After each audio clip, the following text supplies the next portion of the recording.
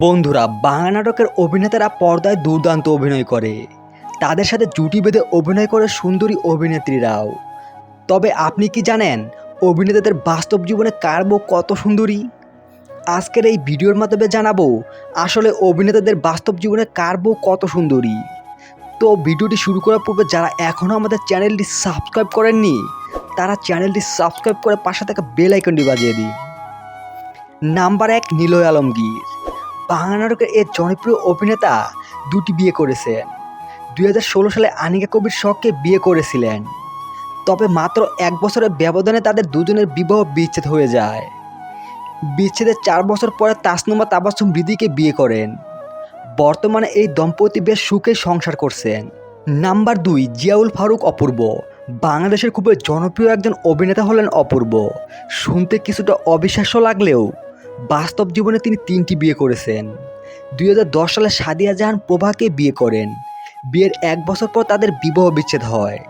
এরপর অপূর্ব দ্বিতীয় বিয়ে করেন নাদিয়া হাসান অদিতিকে। এ করে তাদের একটি পুত্র সন্তানও রয়েছে। 2020 সালে আবারও অপূর্ব এবং অদিতির বিবাহ বিচ্ছেদ ঘটে। এরপর 2021 সালে শাম্মা দেওয়ানকে বিয়ে করেন।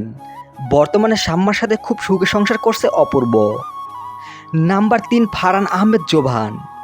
বর্তমান সময়ে নাট্যজগতে খুবই পরিচিত এবং জনপ্রিয় মুখ হচ্ছে ফারহান আহমেদ জোবান।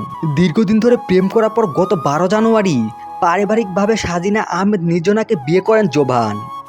নাম্বার 4, মোশাররফ করিম। বাংলা নাটকের জনপ্রিয় অভিনেতাকে চেনেন না হয়তো এমন মানুষ খুঁজে পাওয়া যাবে না। মোশাররফ করিমের নাটকগুলো হাসির জন্য বেশি জনপ্রিয়।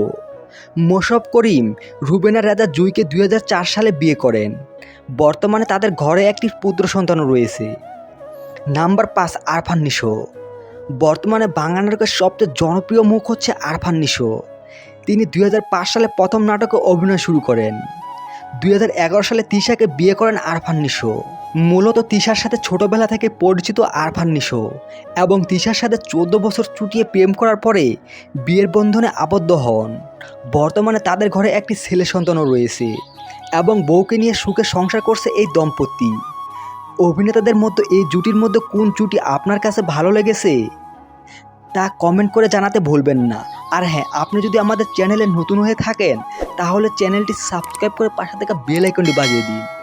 ভালো থাকবেন, সুস্থ থাকবেন।